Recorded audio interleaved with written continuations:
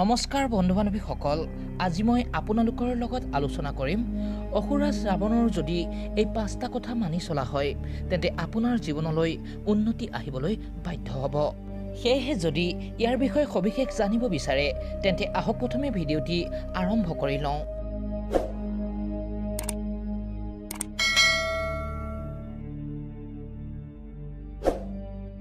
বন্ধুসকল, হিন্দু ধৰ্মত ৰামায়ণক অতি পবিত্ৰ গ্ৰন্থ হিচাপে মানা হয়। এই মহাকাব্যত অকল ধাৰ্মিক উপদেশে নহয়, ইয়াত ৰৈছে নানা সামাজিক নিৰ্দেশনা। ৰামায়ণত ৰাৱণ খলনায়ক হ'লেও তেওঁৰ চৰিত্ৰৰ অনেক ভাল দিশ বৰ্ণিত আছে। ইয়াত তেওঁ যিদৰে এফালে সীতাক হৰণৰ দৰে অপৰাধ কৰিছিল, ঠিক সেইদৰে অতিকৈ জ্ঞানীও প্ৰজাপক্ষল ৰজা হিচাপে খ্যাতি আছিল এই দশানন ৰাৱণৰ। এই বাল্মীকিৰ ৰচিত মহাকাব্যত ৰৈছে এনে কিছু তথ্য যাক হয়তো বহুতেই নাজানে। ৰাম ৰাৱণৰ যুদ্ধৰ শেষত যেতিয়া ৰাৱণৰ মৃত্যুৰ সময় আহিছিল, ঠিক সেই সময়ত লক্ষ্মণক বিশেষ কিছু উপদেশ দিছিল এই ৰাৱণে, যি জীৱনত সাফল্য পোৱাৰ বাবে একেবাৰেই আদৰ্শ। আৰু তেওঁ কিমান বুদ্ধিদীপ্ত আছিল তাৰে প্ৰমাণ দিয়ে এই উপদেশসমূহে। কোৱা হৈছে তেওঁৰ এই 5টা কথা যদি মানি চলা হয় তেন্তে জীৱনত উন্নতি অহাটো বাধ্য। গতিকে জানো আহক সেই 5টা উপদেশৰ সম্বন্ধে।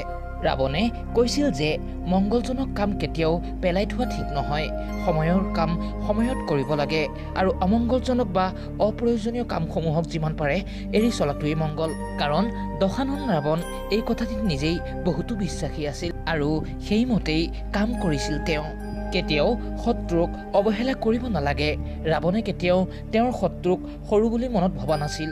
শত্ৰু যেনেকুৱাই নহওক কিয় সি যিকোনো সময়তে বিপদজনক হ'ব পাৰে। ৰাৱণে ব্ৰহ্মাৰ পৰা বৰ লৈছিল যে যাতে তেওঁক কোনো দেৱতা বা অসুৰে বধ কৰিব নোৱাৰে। কিন্তু ৰাৱণে মানুহ আৰু বান্দৰক তুষ্ট বুলি ভাবিছিল আৰু এই দুই সম্প্ৰদায়ক তুষ্ট বুলি ভাবিয়ে যে জীৱনত সকলোতকৈ ডাঙৰ ভুল কৰিলে সেই কথা মৃত্যুৰ আগত স্বীকাৰ কৰিছিল ৰাৱণে কৈ গৈছিল যে কাৰোৰ আগত নিজৰ গোপন কথা ক'ব নালাগে, কাৰণ ইয়ে চৰম সৰ্বনাশ মাতি আনে।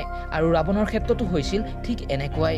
বিভীষণে আগৰ পৰাই জানিছিল ৰাৱণৰ মৃত্যুৰ গোপন কথা। কিভাৱে তেওঁৰ মৃত্যু হ'ব সেই ভয়ৰ কথা কৈছিল বিভীষণক, আৰু ইয়ে হৈছিল ৰাৱণৰ মৃত্যুৰ কাৰণ।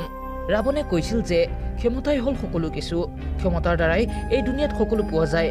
লগতে কৈছিল যে সাৰথী, দেহৰক্ষক, ৰান্ধনী ও সহোদৰৰ লগত কেতিয়াও শত্ৰুতা কৰিব নালাগে, কাৰণ এওঁলোকে যিকোনো সময়তে ক্ষতি কৰিব পাৰে। লগতে কৈছে যে যি মন্ত্ৰীয়ে ৰজাৰ ভুল ধৰে সেই মন্ত্ৰীক সদায় বিশ্বাস কৰা উচিত। সেয়েহে বন্ধু বান্ধৱীসকল, আজিলৈ ইমানকে কৈ আপোনালোকলৈ মোৰ ফালৰ পৰা আন্তৰিক ধন্যবাদ।